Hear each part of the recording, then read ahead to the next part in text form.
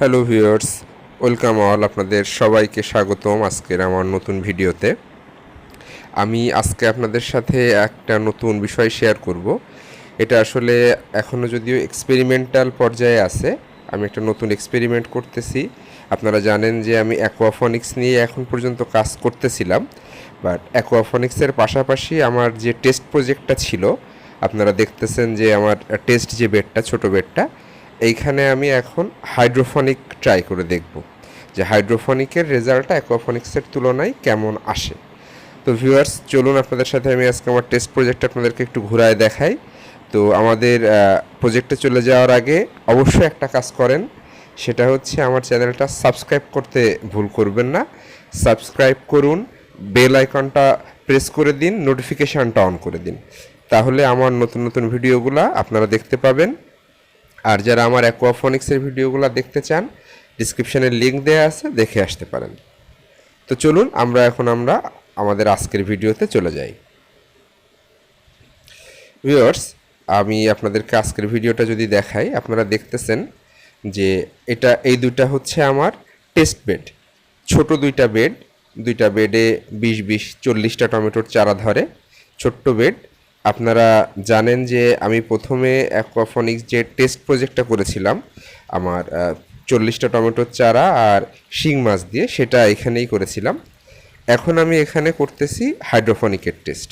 আমার বেডের সেট আপটা একই আছে, সেই দুইটা বেডই। নিচে আপনারা দেখতে পাচ্ছেন যে আমার যে ট্যাঙ্কিটা ছিল, ছোট 1000 লিটারের ট্যাঙ্কিটা, এই ট্যাঙ্কিটায় উপরে আমি বেড দুটো বসায় একটা ড্রাম দিয়েছি। আপনাদেরকে একটু দেখাই, আপনারা দেখতে পাবেন একটা ড্রাম দেয়া আছে। একটু দেখাই আপনাদেরকে। সেটা হচ্ছে ড্রামের ভিতরে আমি হাইড্রোফনিকের র মেটেরিয়ালগুলা গুলায়ে আমি এটা হাইড্রোফনিকের টেস্ট করতেছি। আপনাদেরকে আমি একটু দেখাই যে দেখেন, অলরেডি আমার গাছে কুড়ি চলে এসেছে। আপনারা দেখতে পাচ্ছেন কুড়িটা। মোটামুটি আশা করতেছি আমি হয়তো 1-2 দিনের ভিতরেই এগুলো ফুল ফুটে যাবে এবং টমেটো চলে আসবে। এটা মোটামুটি 1 মাস আমার বয়স হয়েছে এই সেট আপটার। তো ভিউয়ার্স, এখন আমি আপনাদেরকে একটু ঘোরায় দেখাই যে আমি এই হাইড্রোফনিকটা কিভাবে করতেছি। আপনারা দেখতেছেন যে এখানে আমার আরও একটা গাছে কুড়ি চলে আসছে। মোটামুটি 1 মাসের ভিতরেই আমি যেহেতু ফুল চলে আসার পর্যায়ে চলে আসতে পারছি, আমি হাইড্রোফনিকে স্যাটিসফাইড। বাট টোটাল রেজাল্টের ব্যাপারে আমি এখন কোনো মন্তব্য করব না। কারণটা হচ্ছে আমি যেটা করেছি একই সাথে আমার অ্যাকোয়াফনিকে, আপনারা আমার আগের ভিডিওগুলোতে দেখেছেন যে আমি অ্যাকোয়াফনিকে টমেটো চারা দিয়েছি, সেই একই সাথে আমি একই চারা একই দিনে এই হাইড্রোফনিকেও দিয়েছি।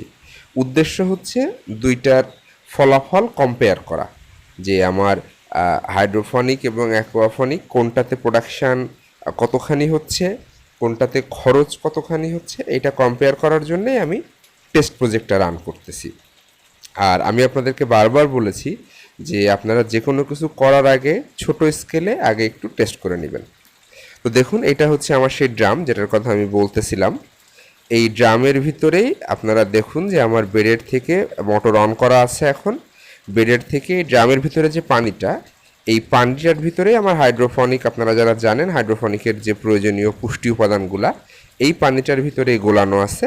এর ভিতর থেকে একটা ছোট মোটর, আমার টেস্ট প্রজেক্টের যে মোটর, ছোট মোটর দিয়ে আমি দুইটা বেডে পানি দিয়ে দিচ্ছি, পুষ্টি সমৃদ্ধ পানি। এবং এই পানিটা আবার খোয়ার থেকে ফিল্টার হয়ে আমার ড্রামে ফেরত যাচ্ছে। তো আমি এইভাবেই মোটামুটি আমার এক্সপেরিমেন্টটা করতেছি।